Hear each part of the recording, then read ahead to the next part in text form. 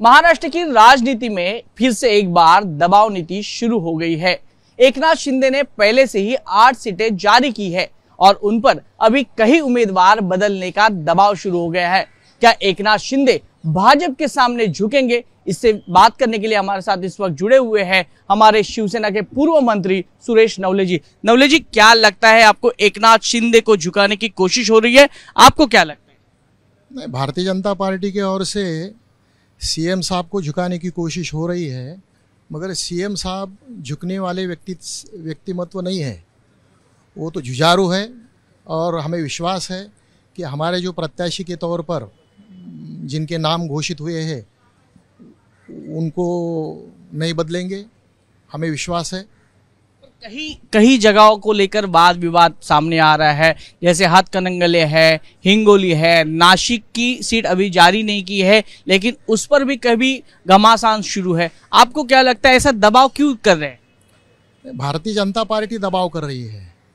जहाँ तक धैर्यशील माने जी का सवाल है या हेमंत जी पाटिल है, उन्होंने शिंदे साहब पर विश्वास रखकर वो शिवसेना ज्वाइन की हुई है और उन्हें विश्वास है कि शिंदे साहब जुझारू है, बीजेपी का दबाव तंत्र वो नहीं मानेंगे और जो नाम घोषित किए हुए हैं उन्हें वही नाम वो फाइनल करेंगे। देखिए, ऐसा है कि इसके पहले भी भाजपा और उद्धव ठाकरे की शिवसेना का गठबंधन था।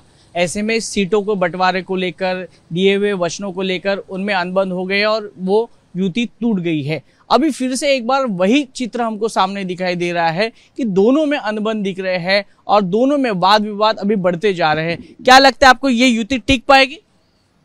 नहीं, युति टिक पाएगी नहीं पाएगी इसका डिसीजन सीएम साहब लेने वाले हैं। वो जुझारू हैं, वो लेंगे।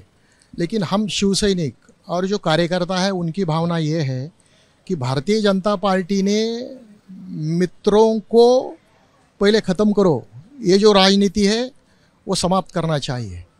क्योंकि आपके ऊपर विश्वास करके महाराष्ट्र में सैनिक काम कर रहे हैं, महाराष्ट्र में कार्यकर्ता काम कर रहे हैं, सीएम साहब के ऊपर सबका भरोसा है। और ऐसे में किसी एक प्रत्याशी को बदलो, हेमंत पाटिल जी को बदलो या धैर्यशील माने जी को बदलो, ये जो भारतीय जनता पार्टी का कहना है। और उसका कारण क्या देते हैं? आईबी का रिपोर्ट निगेटिव है, हमने जो सर्वे किए है वो रिपोर्ट है निगेटिव है। आप कुछ भी कहेंगे, हमारे दल का जो अधिकार है वो हमारे सीएम साहब का है। अगर आप जिस क्षेत्र से आते हैं, आप जिस क्षेत्र से पूर्व मंत्री रह चुके हैं, हेमंत पाटिल जी का अगर नाम बदला तो आपकी भूमिका क्या है? नहीं, मैं नापसंदी व्यक्त करता हूँ। अगर ऐसा होता है तो हम सीएम साहब को आग्रह करेंगे, बिल्कुल हेमंत पाटिल को ही टिकट देना चाहिए, क्योंकि उन्होंने पूरी ज़िंदगी अपनी दांव पर लगाई हुई है। और आपके सहयोगी दोस्त के लिए क्या कहेंगे बीजेपी?